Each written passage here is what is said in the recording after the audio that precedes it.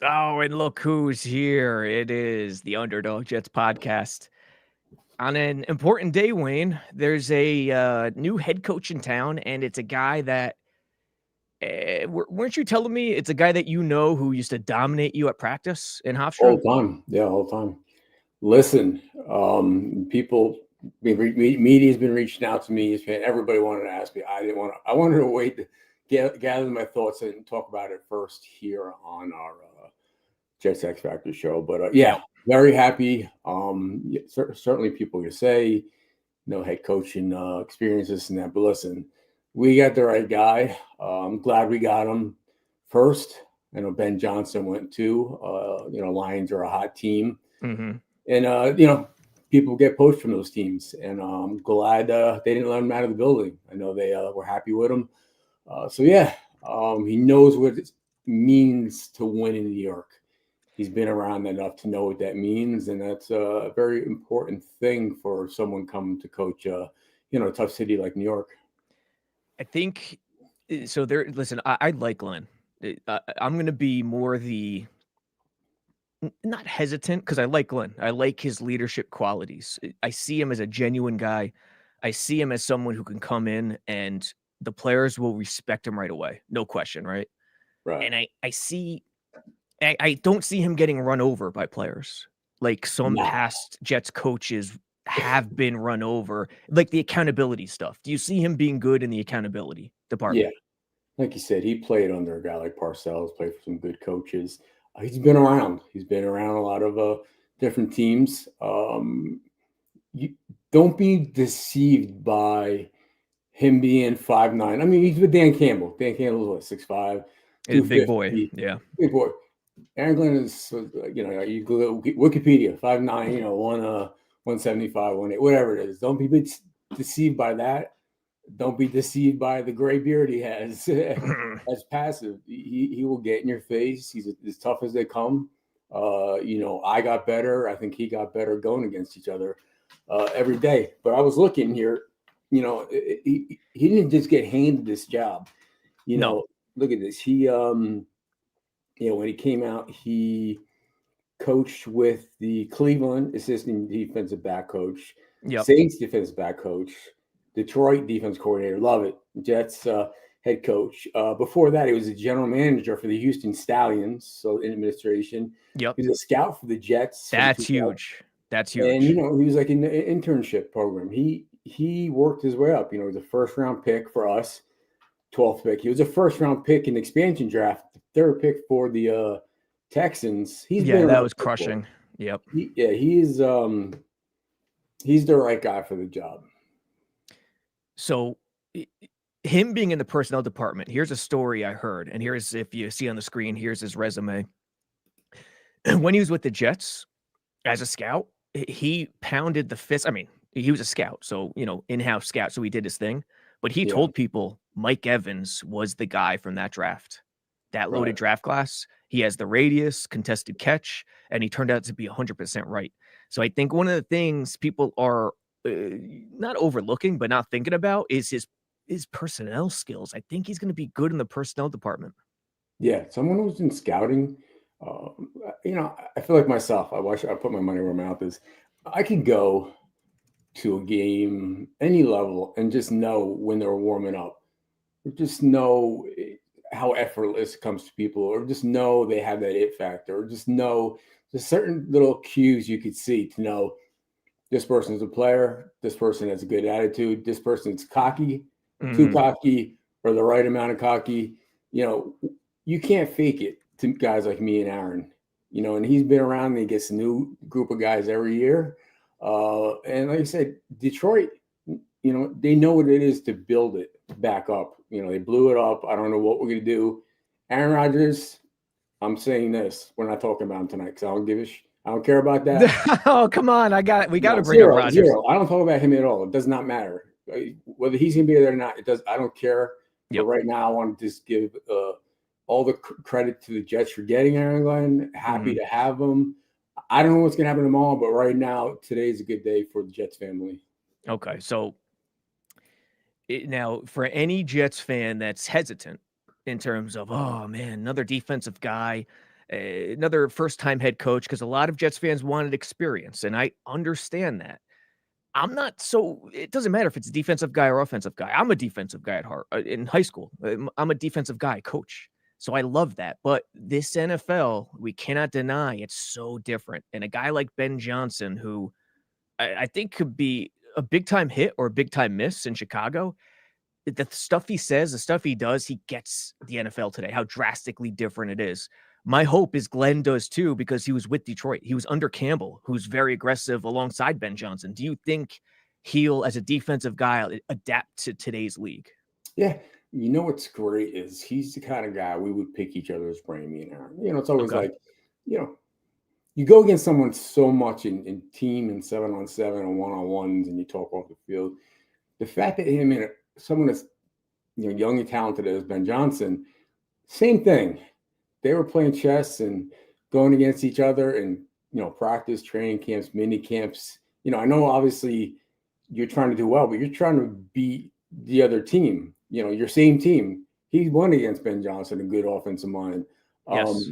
Listen, who are you going to bring in to say, "Oh, I wanted someone with head coach experience"? If they're on the street, they probably Vrabel was the guy. They're past their prime. You know what I mean? Vrabel was the guy, Wayne, but he wasn't interested. He went to Pats. I understand that, and nothing against the Pats, but I'd rather have obviously someone who's played for New York, understands the media, understands the pressure. Listen, I'm biased. I can't say. I mean, he's a friend of mine. I have not seen him. I hear him here and there, but he was a hot commodity, and they did the right thing to get him today. Yes, Wayne. I'm biased too, because when I was a kid, listen, I always want to see the Jets win, even till today. But when I was a kid, I was rabid, and I remember watching his first preseason game a year before you came in '95. He was '94, and I'm down the shore somewhere, Long Beach Island, I think, in Jersey. And I turn it. Your dog loves Glenn too, and I turn on the game. And Glenn, cornerback, he's also drafted for his punt return abilities. He dropped 3 punts in a row in his first preseason game. Carroll kept running him out there, and yet he overcame that and still became a great kick returner. Yeah, nice of you to bring up his worst game ever in history. No, that's I get what you're saying. Like he bounced back. Yes, that's a credit to him, dude. He overcame. Like, think about that as your first game in the NFL. You have just like a brain fart. Like anyone could have it, and then he overcame it. That's not easy to do. Here's the other side of that. He was given that chance because people believed in him. He knows to give that chance to other people and players to show that he believes in them. It goes, he takes those lessons and he knows how people want to be coached and how not, and there's got to kind of be part like a psychologist when you dealing with these young guys and people making $10 million a year and stuff like that. So first thing I was like, I contacted the media department. I was like, when's the press conference? Did they tell you yet? Because I'm still waiting. No, not yet. I'll be sitting in the front row, man.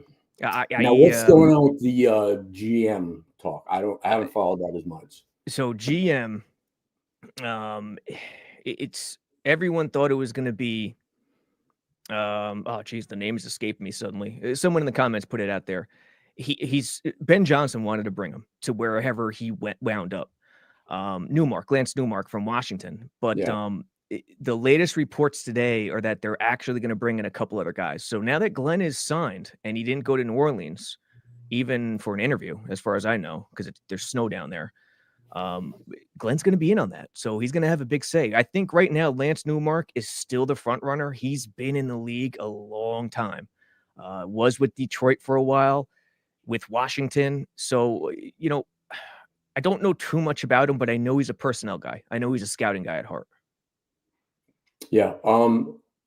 They cross paths. So, Glenn and Newmark. Yeah. Yes. All right. That's the thing we've lacked is consistency. A lot of the better teams keep together their management, their GM, the coaches. So the fact that they've been together, they have some level of familiarity to know what to expect from each other and how to deal with each other. And can't do a forced marriage. You know what I mean? Like McCagnon and Bowles. Yeah. Yeah. So, and another thing too is just that a former player. Not all former players become great head coaches. You got to be a leader of men. You got to be a leader in the locker room. I just remember him. I just remember Aaron that way. When I came in '95 mini camp right after the draft, it's just you hear the story. I made sure. I got a chance to go against him in one-on-ones just to see how I fared and try to keep going against him. And he made me better, like just quick. Back then there wasn't as much of the taller corners and stuff like that. It was quick and stuff to get away from. And I remember he undercut the slant better than anybody. Oh, he could plant on that back foot. He was always ready. Yeah. Dude, what he did underneath trailing on the slant, it was criminal what he did to some receivers. So I could see how he made you better in practice for sure. Yeah, closing speed. And here's Lance Newmark, if you see it on the screen. Was with Detroit for a long time. Not the worst thing in the world because he was there for the turnaround, senior director of player personnel. Yeah, right. While Glenn was there, then went to Washington this past season. So we'll see. There's a couple other names that got brought up that they're going to bring in, which I like to see. But it's getting down to the final few, with Newmark being the leader in the clubhouse. Who has there any GMs? What are the GMs that have been hired so far? The Chiefs Borgonzi to Tennessee. Okay. And I think that's the only one right now. Again, fans listening, put it out in the comments and we'll see it. But I think that's the only one. My only regret there is I wanted to hear, Joe Beningo and all the Jets fans pronounce Borgonzi's name on a daily basis, but didn't happen. The other thing, we'll play the video right now. This story about Glenn and Bill Parcells, and we'll get to the comments right after playing this video, I think is really noteworthy because, if you're a head coach, okay, the offensive stuff, the new age stuff, Glenn will have a chance to prove that. And I think he gets it, even as a defensive mind. But the leadership stuff, you have to be confrontational in a productive way. And he's not afraid to go up to people. And this story kind of shows that. Really cool. But what you gonna do, AG, if somebody run into your office like you ran in Parcells' office and asked if he was finna trade you? Man, that was the dumbest thing ever. What happened now? They don't know the story, AG, man. You gotta tell the story, man. So, man, what was this? This was 97. 90-something. It was 97. And so I'm hearing all these stories, Parcells like these 6-foot corners, he's 6'2", and hell, I ain't that. And I'm hearing all these, well, he's going to trade you because you're not his type. So I keep hearing all these stories, but he wasn't telling me this, so I know my mentality and who I am. So I'm going to try him. So I'm going to go up there and ask him, man, if you're going to trade me, then trade me, So he told me to shut that door, and I did. He said, have a seat. I said, and he said, listen, everybody got a price on their head, right? My own wife got a price on her head. If somebody was to offer me a good deal, then she's going to be gone. So if somebody offer me a good deal for you, you're going to be gone. I had to respect it. Right. I said, yes, sir, and walked off. Yeah, that made sense to me. Yeah. If somebody offered me something for you, right, it's a good deal, man, you out. So, and man, that just opened my eyes to, man, this is a business. Right. At first, man, I'm just playing. And I just started to realize, man, this is a true business now. Now, regardless of how I felt, like our relationship didn't change, but I understood exactly how the business was. And man, that's just taught me a lot from then on. Yeah, man. I mean, just being confrontational, just forget football and life. A lot of people aren't confrontational. I think that's a really good thing. Yeah, like I said, he's been there. He's been around some characters in Parcells. A lot of guys have gone on to coach and be pretty damn good coaches that played under him.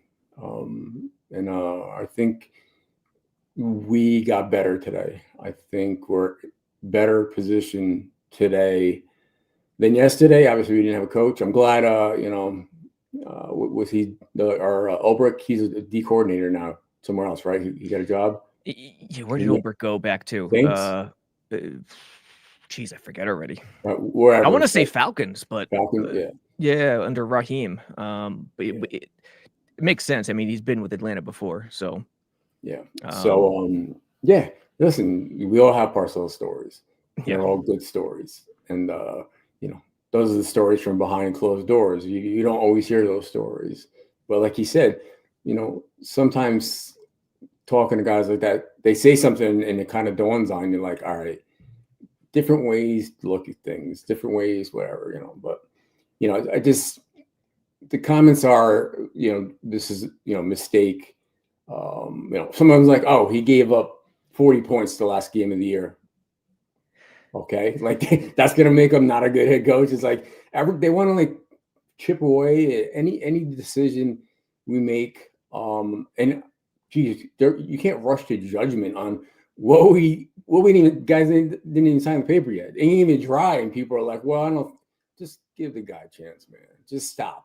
Be happy if you're a Jet fan. Just be happy right now.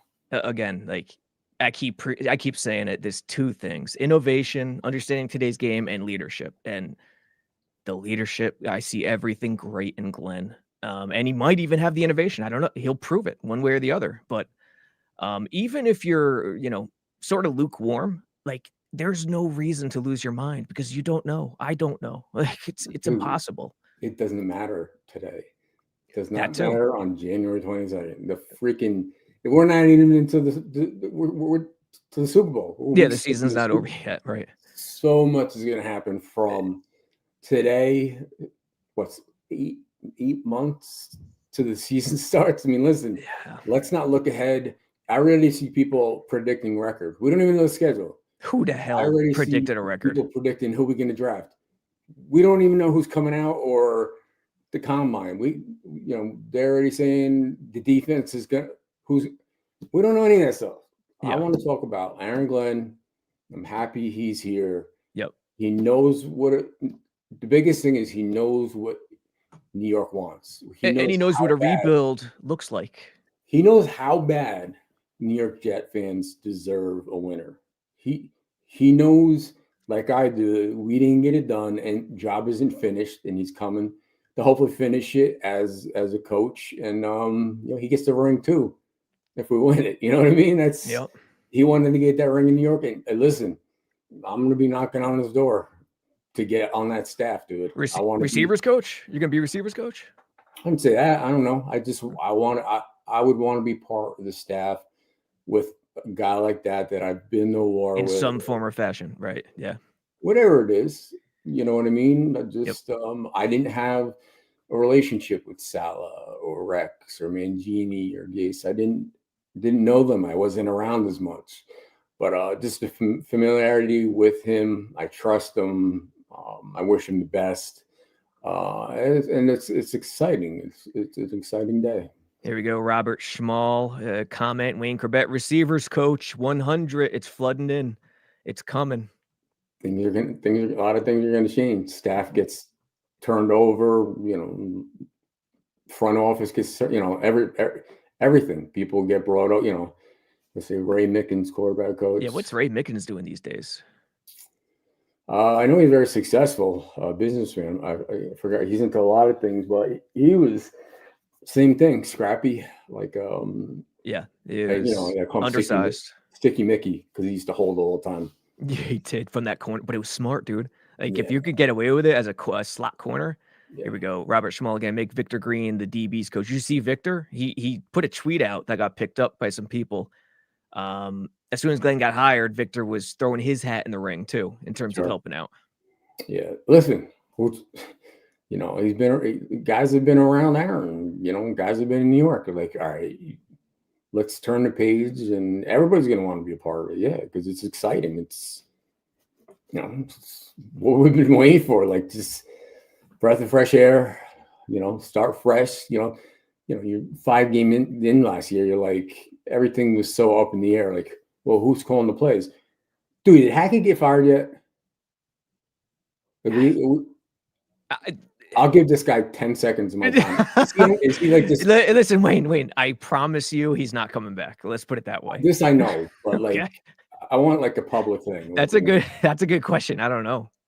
But names, coaching staff. Can he put together a great staff? And I think everyone thinks so. Mike Westhoff has been rumored to be the special teams coordinator, come out of retirement possibly. Another guy, man. Kubiak's son from New Orleans is rumored, and then Caley, who's the QB's coach in at LA with under McVay right now. That's a guy I'm really interested in. Caley, he would he make that jump? I don't know, but that's a guy I really want them to get. Yeah, I'm looking right. Yeah, listen, Nick Caley. All right, let's see. I want to look at the coaching staff to see if there's any. All right, here's coaching staff for the. All right. What does it say? Does it still have last year's staff basically on the official Jets website? So Campbell's like Scotty Monk, JT Barrett, assistant quarterbacks. Mark Brunell, quarterback coach. Oh, you're looking at Detroit. Yeah, Brunell's been rumored too, by the way. Really passing game coordinator. I like that. Yeah. Wide receiver Antoine Randall. He could end up coming there. I forgot Randall L's there. Assistant receivers coach. Now he's going to be battling with Ben Johnson for some of these guys too. Linebackers Kelvin Shepard. Yeah, some former guys. Some former players. Yeah. I'm telling you, Detroit. What'd you think about Detroit losing in that playoff game, by the way? I mean, I picked Green Bay to beat them before the playoffs, but it wasn't Green Bay. It was Washington. Listen, Washington's is that where the Newark guy is right now? Washington? The who? The GM they're looking at. He's in Washington. Yes. Lance Newmark. Yeah, yes. So he's part of seeing that thing going too. So yeah, I think you hit on it. Like if they have a relationship already, that's probably the best thing. Glenn and whoever the GM is. Yeah. So let's see. I haven't looked at the comments because a couple of them were just kind of getting stupid, and I'm like, oh, you're peeping them out already. Look at Hank Fraley, ex-offensive lineman, is the offensive line coach in Detroit, and based on how they played, that's a hell of a coach right there. He's probably not going anywhere. Yeah. Let me look at some of the comments.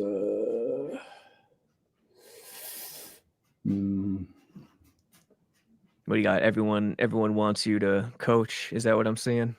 Oh, no. I'm just talking about the naysayers after they didn't sign the papers yet. Mo Lewis, someone brought up. What's Mo up to? He's not a coach right now, right? Nah, he's no interest in that.